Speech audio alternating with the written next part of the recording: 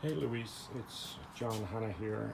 I was having a look more closely at the creaking noise I'm getting out of my new Urban 8.0, and it seems to be something structural within the frame.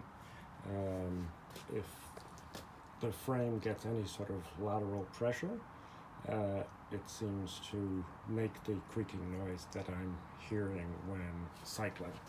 So let me just give you an example here. So I have the bike just kind of resting against something. If I push just from the side, you can kind of hear all of the creaking that I'm hearing.